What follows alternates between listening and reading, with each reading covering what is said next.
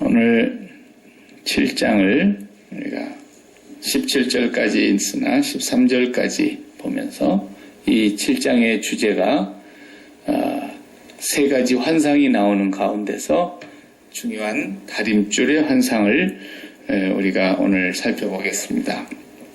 하나님의 다림줄로 재어보라 라는 제목인데요. 다림줄은 우리가 건축할 때 쓰는 도구죠.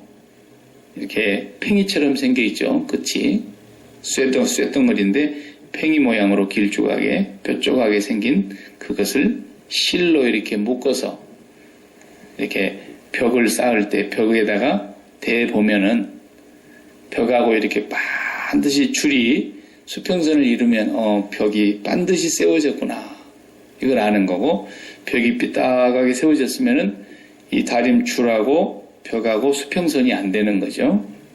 그래서 그 반듯하게 세워 올라가게 하늘 높이 높은 벽을 세우거나 기둥을 세우거나 할 때 이거 다림줄로 측량을 했다는 거죠. 그런데 오늘 7장에 보면은 앞으로 이제 8장까지 나가서 계속 봅니다만은 5가지의 환상이 나오는데 오늘 7장에는 3가지 환상이 기록되어 있어요. 첫 번째 환상의 내용은 황충이 풀을 다 뜯어먹는 그런 환상을 보았습니다. 그 황충은 메뚜기의 일종이죠. 메뚜기가 풀을 뜯어먹기 시작하면 순간 황폐하게 됩니다. 푸른 잎사귀는 하나도 남지 않는 거죠. 메뚜기가 쓸고 가면. 이것은 환상인데 단순히 그냥 메뚜기 그 자체이기보다는 이스라엘 땅에 이제 전쟁이 임할 것에 대한 하나님의 하나의 경고의 메시지예요. 그런데 이 환상을 보는 아모스가 하나님 앞에서 간절히 중보의 기도를 하지 않습니까? 여호와여 청하건대 용서해 주십시오. 야곱이 미약하오니 어떻게 설 수가 있겠습니까? 이스라엘이 감당할 수 없다고 하나님 앞에 간절히 중보의 기도를 하는데 하나님께서 뜻을 돌이키사 용서하셨습니다. 두 번째 환상은 4절에서 6절인데 불의 환상이 보이기 시작했습니다. 불이 큰 바다를 삼키고 육지까지 다 태워버리는 것을 보게 되었습니다. 이것도 말 그대로 불로 우리가 해석하기보다는 전쟁입니다. 전쟁이 일어나서 나라를 짓밟히게 되는 그런 환상이었습니다. 이것도 역시 아모스가 하나님 앞에 중보의 기도로 간절히 기도합니다. 그래서 6절에 보면은 하나님 여호와께서 뜻을 돌이켜서 이것도 이루지 않고 용서하셨다는 것입니다. 자, 근데 이제 우리가 보고자 하는 건 세 번째 환상입니다. 다림줄이 나타나는 환상입니다. 담을 쌓고 건축을 하고 있는 담을 쌓는 장소에 주님께서 다림줄을 가지고 이렇게 서서 벽을 재보는 겁니다.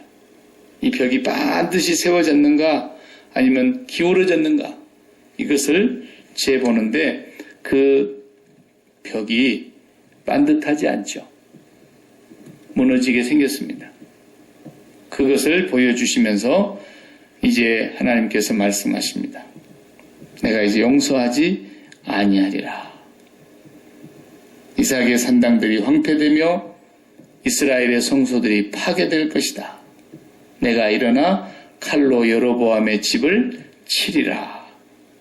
여기까지 이 사건들이 어디에 나와 있냐면 역대하에 보면은 열왕기 하나 역대하에 보면은 자세하게 나와 있습니다.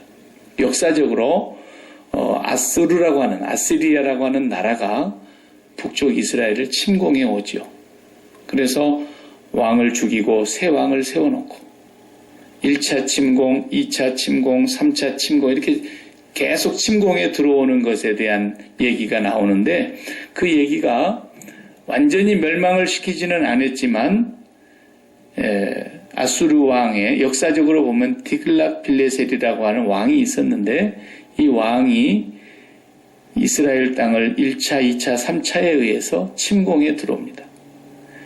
1차 침공에 와서 자기들이 마음에 드는 왕을 하나를 시녀처럼 세워놓고 가죠. 또 그 왕이 말을 안 들으니까 두 번째 쳐들어와서 또 그 왕을 제거하고 다른 왕을 세워놓고 이렇게 하기를 몇 차례 거듭합니다. 그리고는 마지막에 가서는 이제 그 이스라엘이 호세아라고 하는 선지자 이름하고 똑같죠. 마지막 왕의 이름이 호세아인데 호세아 왕 때 와서 완전히 멸망을 당하고 나라가 없어져 버리는 거예요. 이것이 이제 다림줄의 환상이 이루어진 것이라고 볼 수 있는 것입니다. 오늘 성경을 보시면 자 이제 이 다림줄의 환상 세 번째 환상은 아모스가 기도했지만 용서해 주시지 않겠다고 하는 것을 말씀을 하십니다. 그리고 두 번째 10절에서부터서 마지막 17절까지의 내용은 뭐냐면 두 선지자의 서로 대결이 나옵니다. 아마사라는 선지자가 한 사람이 베델의 제사장으로 있었습니다. 그 다음에 우리 오늘 본문의 주인공인 아모스가 또 선지자로서 지금 하나님의 메시지를 전하고 있는 것입니다. 자, 여기 베델이라고 하는 10절에 보면 베델의 제사장이라 그랬는데 베델은 북이스라엘 땅의 종교의 중심지예요. 그러니까 남쪽의 유다는 예루살렘이 있지만 북에는 예루살렘이라는 지역이 없으니까 남쪽 유다의 예루살렘 성의 복음가는 북쪽의 땅은 어디냐? 베델이었습니다. 물론 사마리아가 수도이지만 성소는 베델에다 지어놨어요. 그래서 그 베델 성소에 제사장이 근무를 하고 있는데 이 사람 이름이 아마사라는 거예요. 이 아마사가 왕에게 가서 여로보암 2세가 그때 왕이었는데 왕에게 가서 보고를 하는데 뭐라고 보고하느냐? 10절에 보십시오. 이스라엘 족속 중에 아모스가 왕을 모반하나니 그 모든 말을 이 땅이 견딜 수 없나이다. 왕을 모반했다고 이렇게 보고를 하면서 11절 다 같이 보세요. 아모스가 말하기를 여로보암은 칼에 죽겠고 이스라엘은 반드시 사로잡혀 그 땅에서 떠나겠다 하나이다. 이렇게 보고를 했어요, 왕에게. 그러니까 왕이 죽겠다는 얘기를 하고 돌아다니는 아모스 선지자를 어떻게 해서든지 물리쳐야 되겠는데 왕에게 보고를 해가지고 왕이 죽이든지 어떻게 하든지 아모스를 하여튼 이 땅에서 쫓아내야 되겠다고 하는 생각에 아마사가 이렇게 보고를 한 거예요. 그리고 또 아마사가 직접 아모스를 만납니다. 12절 다 같이요. 아마샤가 또 아모스에게 이르되 선견자야 너는 유다 땅으로 도망하여 가서 거기에서나 떡을 먹으며 거기에서나 예언하고 13절 다시는 베델에서 예언하지 말라. 이는 왕의 성소요 나라의 궁궐임이니라. 이렇게 말합니다. 그러니까 아마샤가 나타나가지고 왕에게는 아모스에 대하여 왕이 죽는답니다. 그리고 왕의 나라가 망한다 그럽니다. 그렇게 떠벌리고 돌아다니니까 백성들의 마음이 이 흉흉한 소식을 듣고 견디지를 못하는데 이 왕이요 이것을 그냥 내버려 두실랍니까? 라는 거죠.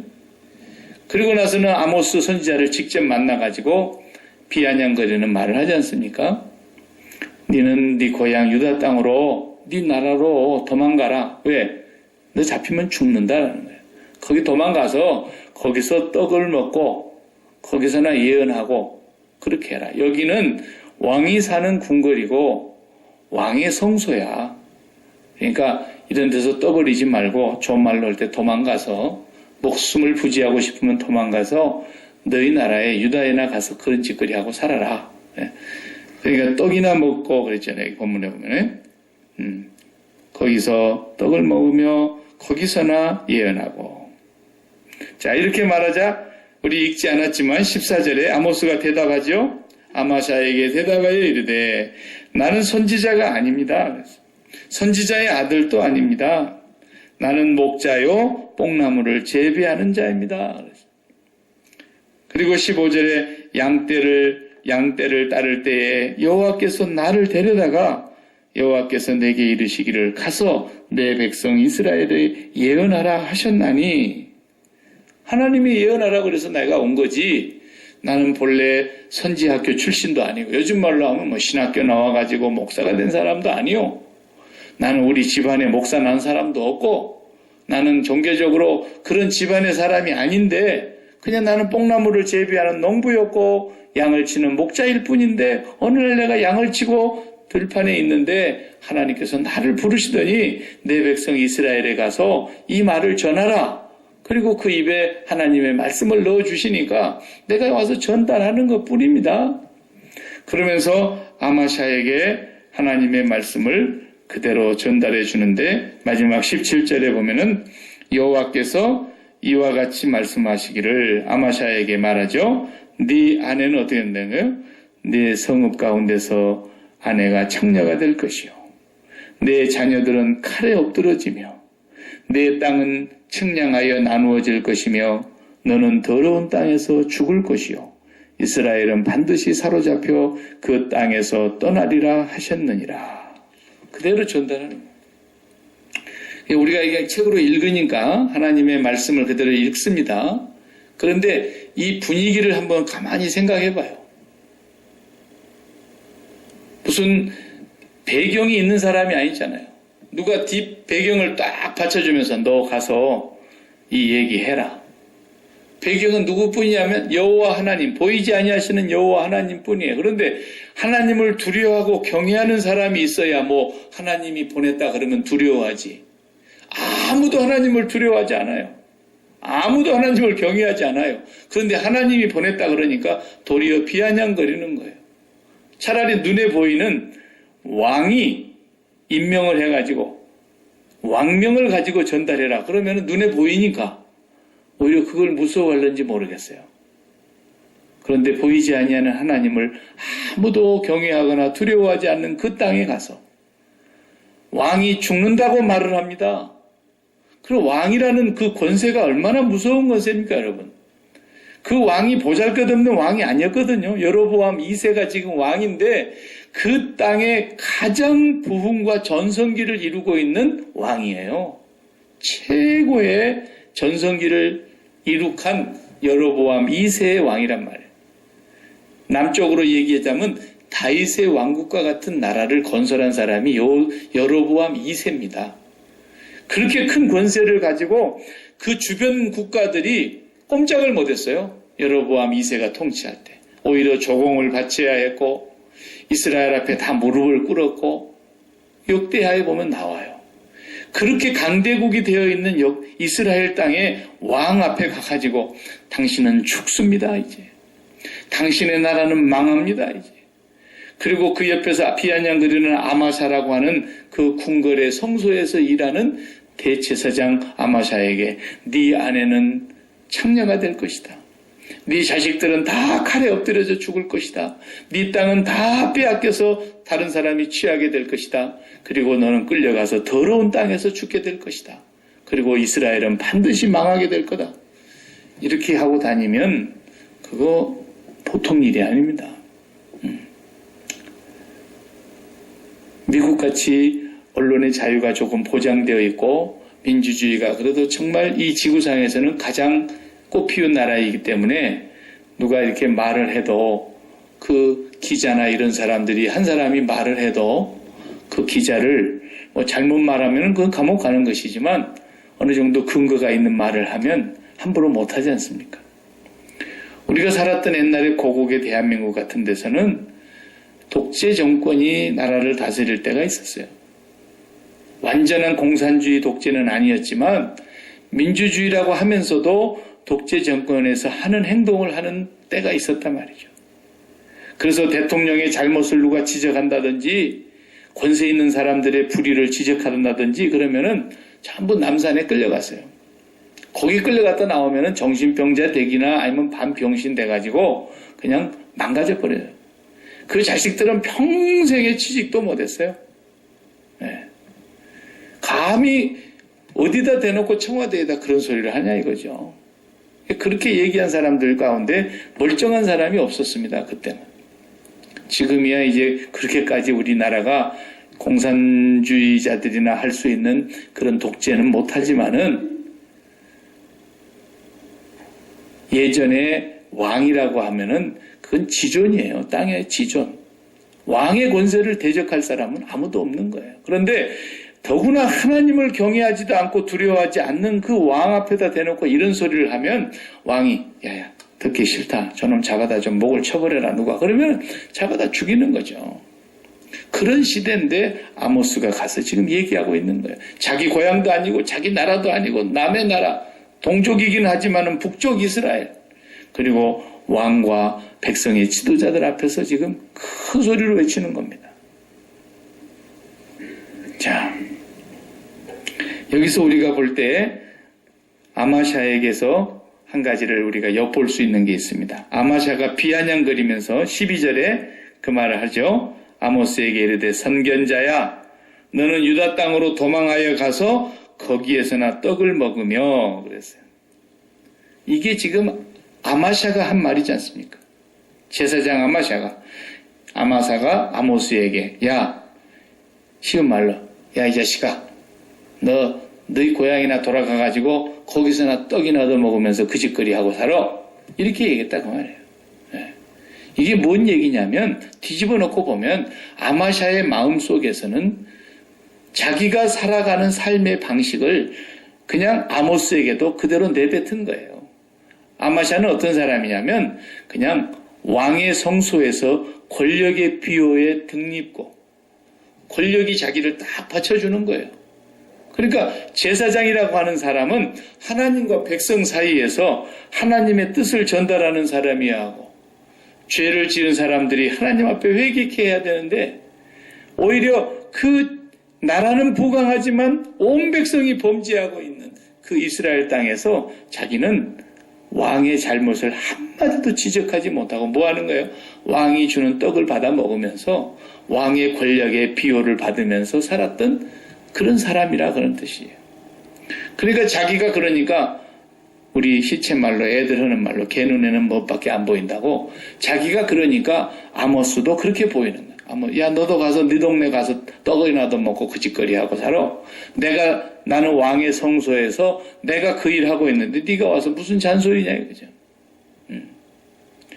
그러니까 이런 왕의 권력과 떡 그러면 떡이라고 하는 것이 상징적인 의미가 있지 않습니까? 거기에는 재물도 포함되는 거고 돈도 포함되는 거고 거기에는 자기의 어떤 소유도 포함되는 거고 자기의 어떤 꿈도 포함되는 거고 그런 것을 위해서 왕의 힘을 힘입어서 살아가고 있는 이 대제사장 아마샤의 모습을 보면서 하나님 뭐라 그러시냐면 너는 반드시 내가 너를 심판할 것인데 네 아내는 청녀가 된다. 네 자식들은 전부 칼 맞아 죽을 거다. 전쟁이 일어날 테니까. 그리고 네 땅은 다 빼앗길 것이고 그리고 너는 더러운 땅으로 끌려가서 이방 땅에서 죽을 거다. 이스라엘도 죽을 것이고 망할 것이고 이스라엘 왕도 망할 것이다 라고 말합니다. 그러니까 오늘 하나님께서 이 다림줄로 재어보는 이 모습이 뭐냐면 어떤 사람들은 자기 나름대로 다림줄을 갖고 있다는 거예요. 하나님이 손에 들고 계시는 그 다림줄과는 달리 내 인생을 내가 재어보는 거예요. 그래서 뭘로 재는 겁니까? 권력이라고 하는 것으로. 그리고 물질과 돈이나 먹는 떡 이런 것으로 인하여 내가 이 세상에서 성공한 사람이냐 아니냐 거기를 지향해서 가는 사람들 이런 사람들이 다 결국은 망할 거라는 것을 말씀하고 있는 거예요. 전에 우리가 사무엘상 주일날 보면서 그 시편 52편에 도액이라는 사람의 그 얘기를 한번 읽은 적이 있어요. 시편 52편 7절에 보면 다윗이 그 도액이 말이죠. 사울 왕에게 가서 고자질하고 사울 왕의 권력을 입고 살려고 그 아비멜렉 제사장에게 다윗이 왔다 간 얘기를 고자질해가지고 사울이 아히멜렉과 그 모든 제사장 85명을 다 죽이게 하지 않습니까? 그때 그 죽인 사람이 도액이라는 사람이었다고 우리가 보았잖아요. 그 도액을 다윗이 시편에서 이렇게 표현했어요. 7절에 보면 도액을 뭐라고 표현합니까? 이 사람은 그랬어요. 도액을 말하죠. 이 사람은 하나님을 자기 힘으로 삼지 아니하고 오직 자기 재물의 풍부함을 의지하며 자기의 악으로 스스로 든든하게 하던 자라. 이렇게 말했어요. 도액을 표현할 때. 그래서 그런즉 하나님이 영원히 너를 멸하시며 너를 붙잡아 내 장막에서 뽑아내며 살아있는 땅에서 너를 내 뿌리를 빼시리로다. 하나님께서 도액이라고 하는 자를 살아있는 땅에서 뿌리채 뽑아버리겠다고 말씀하셨어요. 도액은 정말 하나님을 자기 힘으로 삼지 않은 사람이고 오히려 자기 재물의 풍부함을 의지하며 자기의 악을 든든하게 하던 자라. 이렇게 아마샤가 일종의 그런 부류의 사람이라는 거예요. 도액이 권력이라고 하는 사울의 권력을 등에 업고 선량하고 죄 없는 아히멜렉 제사장과 그 성의 85명과 그 가족들 일체를 다 죽였어요. 이렇게 악한 짓을 하던 재물만 의지하던 사람. 여기 오늘 본문에 보면은 아마샤가 그런 사람이에요. 그래서 왕의 성소에서 왕의 권력의 비호를 받으며 왕이 주는 떡을 먹으며 그리고 하나님의 선지자 아모스를 비난하고 핍박하고 하나님의 말씀을 조롱하던 사람. 이 사람이 결국은 하나님이 뿌리를 뽑아서 반드시 멸하신다고 하는 하나님의 예언이 그대로 이루어지게 된 것입니다. 또 오늘 우리 예수 믿는 사람들에게 주시는 하나님의 메시지가 뭐겠어요? 우리가 이 땅에 살면서 하나님 외에 다른 것으로 내 마음의 안정과 평안과 보호와 그런 것을 의지하고 사는 사람. 이 사람이 아마샤와 같은 사람이고 도액과 같은 사람이라는 거예요. 이 사람들은 자기의 성벽을 반듯하게 세우는데 나름대로 자기들의 성벽을 쌓았다고 보는 거예요. 자기들의 다림줄로 쌓아놓고 보니까 반듯하게 쌓았다고 봤어요. 무엇으로 쌓길래? 자기들의 성벽을 권력으로 쌓고 자기들의 성벽을 돈으로 쌓고 자기들의 성벽을 사람을 의지해서 쌓았기 때문에 그 사람을 의지하는 다림줄로 쌓아놓은 자기들의 인생의 성벽이 안전하다, 보호받을 수 있다, 평안하다, 든든하다 이렇게 의지했는데 하나님은 그 성을 허물고 그 가족을 온전히 다 뿌리째 뽑아서 멸망을 시킨다고 하시는 말씀을 지금 다림줄의 환상을 통해서 말씀하시는 겁니다. 목사가 되어 보니까요. 목회자도 마찬가지더라고요. 목회자도 이 제도권 안에 있는 목회자들이 제도권이라고 하면은 거대한 교단이라고 하는 것을 얘기하는 거죠. 교단 안에 소속하고 교단 안에서 목사가 되고 교단 안에서 목회를 하고 이렇게 되는 거예요. 이런 제도권의 목사들이 뭐 다 잘못됐다는 얘기가 아니라 제도권 안에서도 어떤 문제가 있느냐면 큰 교회, 권력을 지향하는 그런 사람들이 맛을 들이는 그런 일들이 교회 안에서도 일어납니다. 대형 교회, 적어도 1000명, 5000명, 심지어는 10,000명, 아니면 50,000명, 이렇게 모이는 교회를 우리가 소위 대형 교회라 그러지 않습니까? 대형 교회의 문제가 뭐냐 하면 담임 목사님이 그만두었을 때 그 다음에 담임 목사님을 모셔야 되는데 이게 보통 문제가 아니에요. 그러다 보니까 제일 안전빵으로 생각하는 게 뭐예요? 아들 중에 목사 하나 있으면 혹은 사위 중에 목사 하나 있으면 그냥 세습을 해버리는 거예요. 그래가지고 아버지도 원로 목사로 앉아 계시고 장인어른이 그냥 원로 목사로 앉아 계시고 그리고 그냥 아들이나 사위가 물려받는 거예요. 그래가지고 물려받아서 지금 교회들이 가고 있는데 그 물려받은 교회들이 열이면 7, 8개가 다 분열이 일어나고 교회가 다 망가졌어요. 그렇지 않는 것이 뭐 그러면 맞는 거냐? 그렇다고도 볼 수 없어요. 그렇지 않는 목사를 갖다 모셔놔도 교회가 망가지고 큰 교회 안에서 왜 그렇습니까? 그 안에는 어마어마한 권력이 작용하고 있기 때문에 하나님을 의지한다고 하는 말은 하면서도 하나님의 이름을 똑같이 부르면서 예배하는 것 같은데도 거기에 엄청난 권력의 내막이 있더라고요. 그래서 거기에서 분쟁과 시비가 일어나고 서로 권력의 헤게모니 다툼에서 밀리지 않으려고 하다 보니까 큰 교회 목사님이 은퇴하고 나면은 그 다음에 교회가 그냥 망가지잖아요. 대한민국에서는 그래도 한때 최고의 교회라고 세계 속에서 존경을 받는 템플턴상을 받았던 고 한경직 목사님이 심으로 하셨던 영락교회. 영락교회 한경직 목사님이 그냥 이제 은퇴하고 남한산성에 이제 편안히 쉬고 계시는데 그 후임자 목사님이 미국에서 갔어요. 훌륭한 분이세요.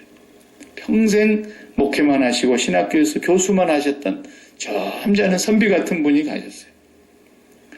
1년 조금 버티다가 그만 만세 부르고 나왔어요. 어떻게 할 수가 없어요.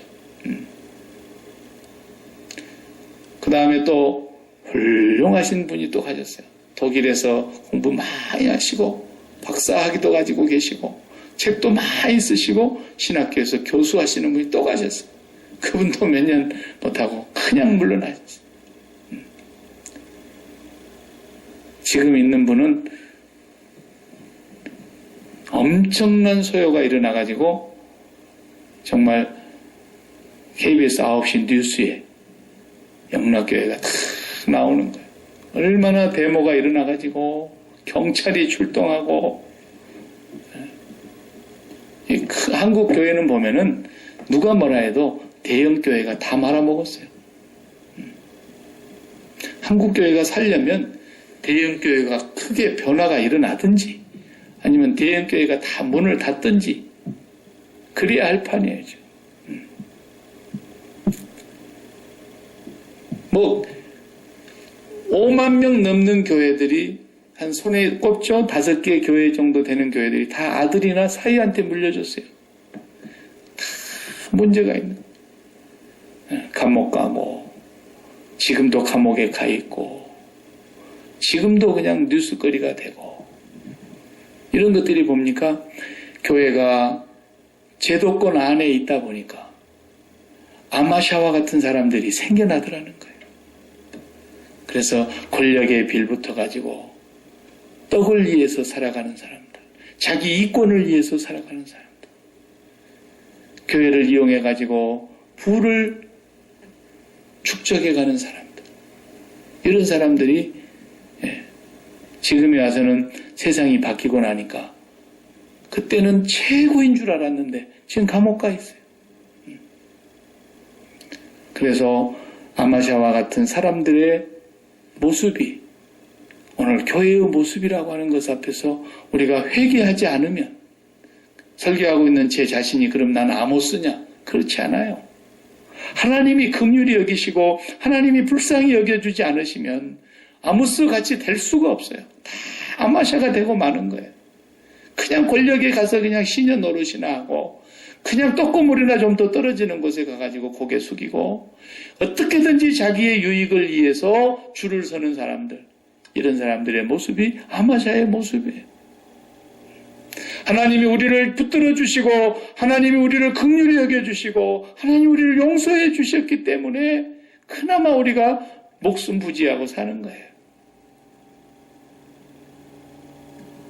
그래서 우리가 한순간도 주님의 십자가를 바라보지 않으면 아마샤의 길로 다 갈 수밖에 없는 것이 인간이라는 걸 성경은 말하고 있는 겁니다.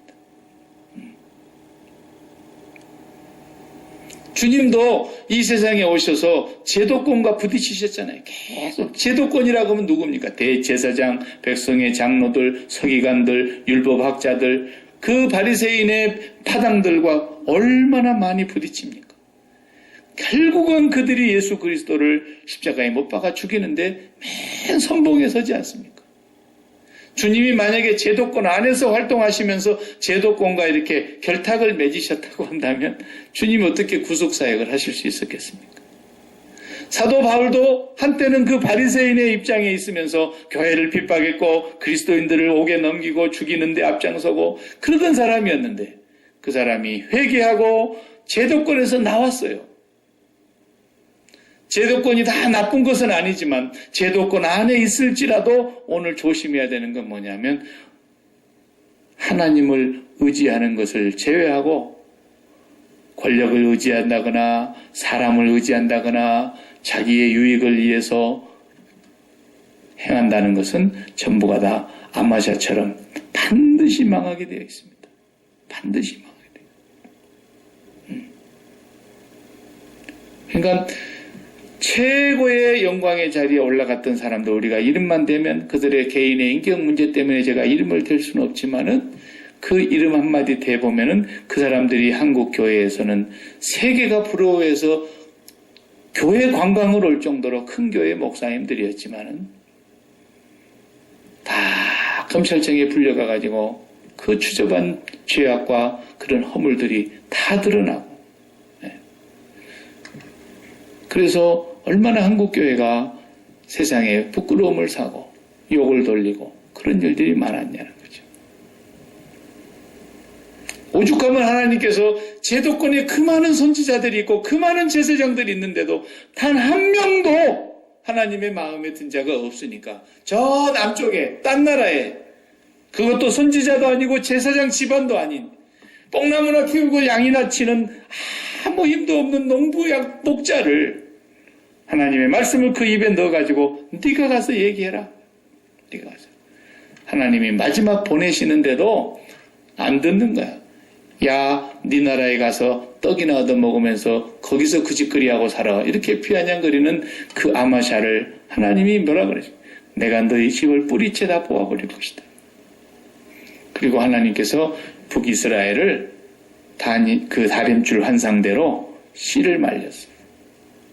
완전히 그 나라가 멸망에 이르게 되는 것입니다. 저는 지금도 하나님은 그렇게 역사하신다고 저는 믿습니다. 앞으로 종말 때에는 더 확연하게 드러날 것입니다. 계시록을 우리가 다 공부하면서 봤지만 마지막 20장에 나아가서 볼 때 그렇게 권력을 의지하고 그것을 자기 힘으로 삼던 모든 사람들을 통틀어서 총칭으로 하는 말이 뭐겠어요? 바벨론이라고 하죠. 바벨론. 저 구약에서는 바벨탑을 세우는 자들이고 그 바벨론이 영원히 멸망을 당하는 모습이 계시록에 나오지 않습니까? 하나님을 의지하지 않는 자들, 권력을 자기의 힘으로 삼고 재물을 자기 계물을 의지하는 사람들, 거기에다가 다림줄을 두고 성벽을 쌓는 사람들, 하나님은 그 성벽을 다 허물어 버리더라는 것입니다. 우리가 이 세상에 살면서 우리 교회도 제도권 안에 있고 저도 제도권에서 생겨난 목사예요. 제도권에 속해 있다 할지라도 이 제도권 안에서 우리가 어떤 힘을 얻는 것이 아니라 하나님을 의지하는 마음만 갖고 살아야 된다. 하나님을 두려워하면서 살아야 된다는 것입니다. 그것이 오늘 우리가 가야 할 길이고 이 세상을 살아가는 우리 성도들도 내가 쌓아놓은 재물과 내가 쌓아놓은 인맥과 내가 쌓아놓은 경력과 내가 가지고 있는 화려한 스펙을 가지고 내 성벽을 쌓는 다림줄을 세우는 것이 아니라 이 모든 것은 다 안개와 같은 것이며 물거품 같은 것이며 풀의 꽃과 같은 것이며 나의 성벽은 하나님이 들고 계시는 그 다림줄에 의해서 쌓아지는 내 인생이 되어야 된다는 거죠. 하나님만 의지하는 그런 삶을 살아갈 때 우리를 하나님께서 영원히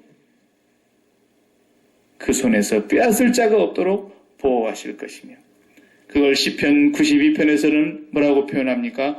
여호와의 성전에 심긴 나무라 그렇게 표현했어요. 그래서 하나님께서 모든 방해물들을 막아주시고 보호해 주시기 때문에 시절을 따라서 철저히 과실을 맺을 것이고 그 잎사귀가 마르지 않을 것이고 푸르른 종려나무 가지처럼 될 것이다. 시편 92편에 그렇게 말씀하셨어요. 저와 여러분의 삶이 하나님께서 그렇게 지켜주시는 하나님의 다림줄로 재봤을 때 우리 인생의 성벽이 올바르게 쌓아져가는 그런 삶이 되기 바랍니다. 기도하십시다.